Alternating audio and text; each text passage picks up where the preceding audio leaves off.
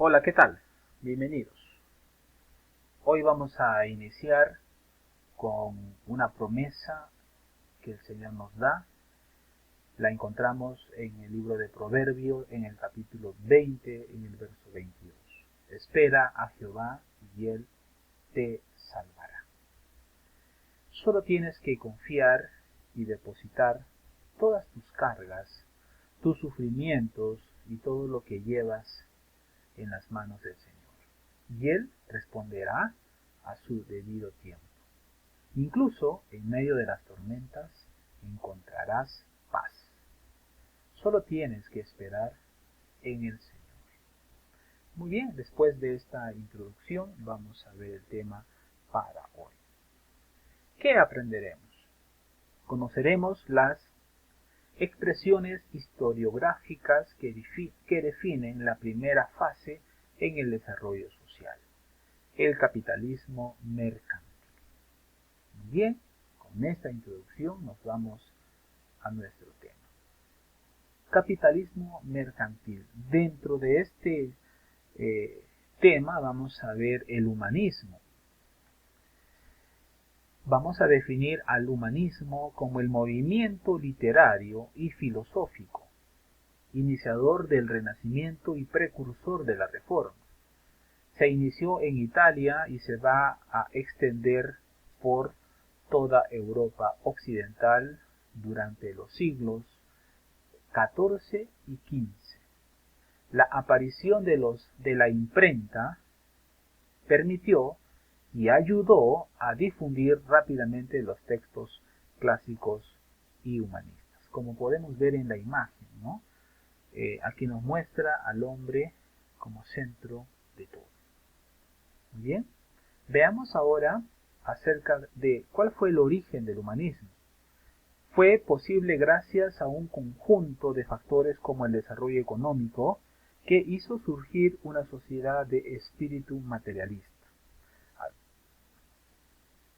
Además, la emigración de intelectuales bizantinos hacia Occidente a raíz de la invasión turca y la crisis de la Iglesia. Fue Florencia la que llegó a convertirse en la cuna del humanismo, gracias a la labor de los banqueros Médicis, fundadores de la Academia Platónica o Florentina. Esta academia se convirtió pronto en el principal foco de difusión del movimiento. Muy bien, veamos características de esta época, es decir, del humanismo. Como ya lo hemos mencionado, tenemos entre sus principales características el antropocentrismo, pues situó al ser humano en el centro de la reflexión, convirtiéndolo en el nuevo objeto de estudio, ¿no? Como podemos ver aquí, como centro del todo, ¿no? También podemos ver características como la preocupación por el estudio y la educación, la revalorización de la cultura clásica, el tono crítico hacia el saber medieval y finalmente la exigencia de un retorno a las fuentes originales, es decir, a los clásicos, cuyos origen de estos clásicos era pues la civilización griega y romana. Muy bien, veamos ahora los precursores de esta corriente del humanismo. Tenemos primero a Dante Alighieri, que es un poeta italiano. Su primera obra conocida fue Vida Nueva. Su obra maestra, La Divina Comedia, ¿no? Conocemos. El otro precursor es Francisco Petrarca, lírico y humanista italiano. Fue muy influyente. Fue su concepción humanista en la que unía el cristianismo con la cultura clásica, razón por la que será considerado padre del humanismo. Escribió África, cancionero y poemas al lauta. En un siguiente precursor tenemos a Giovanni Boccaccio, que fue un escritor y humanista también italiano y es considerado uno de los padres, ¿no? Junto con Dante y Petrarca. es recordado sobre todo como autor de la obra Decamerón. También en el humanismo resalta como precursor Tomás Moro, que fue un pensador, teólogo, político, humanista y escritor inglés. Además fue poeta, traductor, profesor de leyes, juez de negocios civiles, abogado y canciller de Enrique VIII. Su obra más famosa es Utopía, donde busca relatar la organización de una sociedad ideal. Erasmo de Rotterdam, humanista neerlandés de expresión latina, clérigo regular de San Agustín y sacerdote. Fue llamado el príncipe del humanismo y su obra cumbre fue Elogio a la locura. Finalmente tenemos a Nicolás Maquiavelo. Fue un diplomático, funcionario público, filósofo, político y escritor italiano. Su obra, El Príncipe, se le considera el padre de la ciencia política moderna. Muy bien, veamos el Renacimiento. El Renacimiento es el nombre dado al amplio movimiento de revitalización cultural que se dio en Europa occidental durante los siglos XV y XVI, fruto de la difusión de las ideas del humanismo, que determinaron una nueva concepción del hombre y del mundo. Sus características: el Renacimiento, al ser un movimiento artístico y cultural, se va a caracterizar por utilizar temas profanos en la escultura y pintura, aunque también encontramos muchos temas religiosos, ¿sí? Dentro del Renacimiento encontramos dos periodos importantes, ¿no? Por ejemplo, el Quattrocento y el Cinquecento. El Renacimiento se va a dividir en estos dos periodos.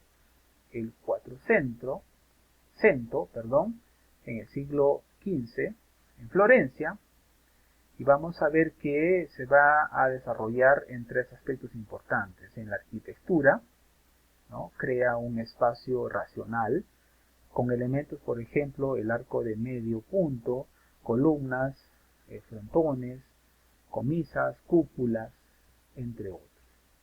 También vamos a ver en la escultura que van a encontrar la armonía del cuerpo humano, ¿no? Aquí va a salir Donatello, David y otros más. En la pintura también podemos ver que tiene un dominio del espacio, representación de la profundidad, ¿no? Vemos aquí entre Masaccio, Piero della Francella, Leonardo, entre otros.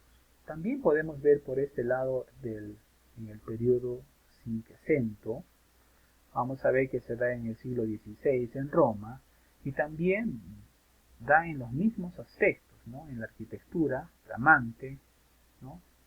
La Basílica de San Pedro, ¿no? Del Vaticano. En la escultura vamos a ver que hay menos rigidez en las proporciones, hay una necesidad de expresar sentimientos, como por ejemplo vamos a ver a Miguel Ángel, ¿no? Entre otros. Y en la pintura van a sobresalir en esta época Leonardo, Miguel Ángel, ¿no? Rafael, que son grandes pintores de la historia, ¿no es cierto? Entre otros más. Muy bien, entonces vemos que el Renacimiento es un amplio movimiento donde va a darse la revitalización cultural, ¿no? En Europa. Tuvo dos periodos sumamente importantes, ¿no? El Quattrocento y el Cinquecento. Muy bien, continuamos y ahora nos toca ver acerca de la reforma religiosa. Causas de la reforma religiosa. La principal causa de las reformas fue el alto grado de corrupción en que se había visto envuelta el clero, ya sea por vender cargos eclesiásticos o en sus disputas por el poder con algún rey o emperador.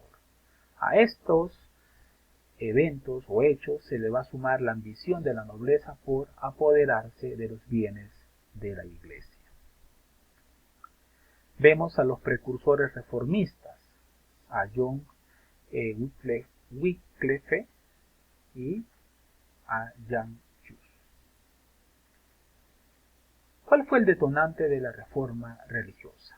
En 1514 el Papa León X ordena una amplia venta de indulgencias. ¿Y qué es una indulgencia? Es un documento que perdona los pecados.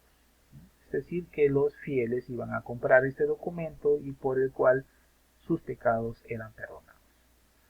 Por todo el continente se dio esta venta de las indulgencias para recaudar fondos para terminar la construcción de la Basílica de San Pedro. Ese fue el detonante, ¿no? El punto, como se dice, que se derramó del vaso, ¿no? Ahora veamos los representantes de la reforma religiosa. El primero que podemos ver es Martín Lutero, que fue un monje de la Orden de San Agustín, y inició las reformas al publicar sus 95 tesis en 1517, contra la venta precisamente de las indulgencias, por lo que fue excomulgado. Martín Lutero fue excomulgado por una bula papal. El emperador, esto fue en 1520, el emperador Carlos V luego convoca la Dieta de Worms, en la que él exige a Lutero se retracte a lo que había publicado, ¿no? A sus 95 tesis.